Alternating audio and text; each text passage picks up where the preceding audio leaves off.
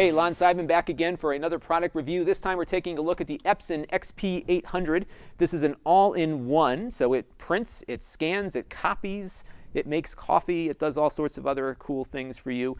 This is the Expression version of their product. They also have a Workforce version also, which is more attuned to small offices. The difference is you get one more ink cartridge that you need to buy, and this one is a photo black for deeper colors when you're printing out photographs on the printer. And they packed a lot of features into the device, especially for printing photos, that comes at the expense of some convenience. So I wouldn't recommend this for office users, and I'll show you why in a minute. One of the neat things that it can do, though, is it can print from your iPad or your iPhone or even your Android phone. And that is kind of a neat thing to have. I don't print that often from my iPad, but when I do, it's nice to know that I can do that. And you just select print. It shows up automatically on your network without any configuration, so you don't need to install a driver on your iPhone.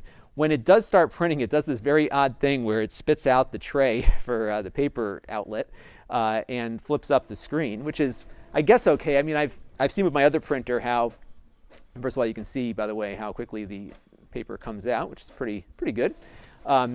I've seen with my other printer how you come upstairs and all of a sudden there's paper all over the room because you forgot to extend the tray. The only problem is that when it's done printing, it doesn't suck the tray back in after you take the paper out, and it makes kind of an odd reverse motor sound when you push it back in. It almost feels like you're breaking it.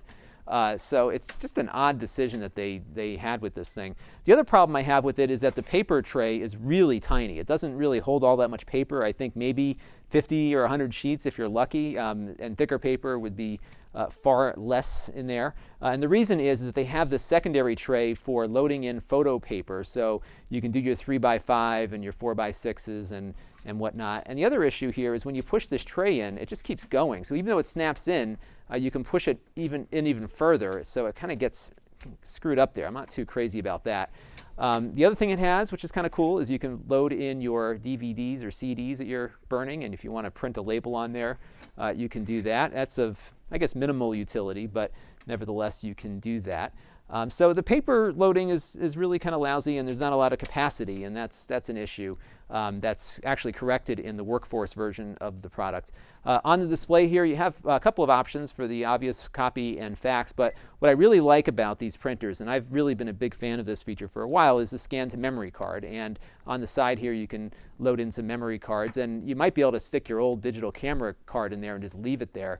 You can set this thing up to be a network drive, so you can connect to it over the Wi-Fi and download images. But what you can also do is scan now to the cloud, which is a neat feature. And you have to set this up on Epson's website, and it's a little bit involved, but not too crazy. There's some software that you have to run on your computer. It tells the Epson cloud where your printer is, and then it usually is set to go. You have to connect your cloud accounts. It'll work with Dropbox, Box.net, Google Drive, and a few others, and it works pretty well. You just tell it which cloud destination you want to send it to. I have my email configured, which I actually prefer, and the reason is that if you give it access to your Dropbox, Epson now has access to everything in your Dropbox, which for me is a little too much. So email is the best way to go, but if you really have the need to send an image to somebody else's Dropbox, you can certainly do that if they give you the password for it. So pretty flexible little feature that is not in some of the older Epson printers.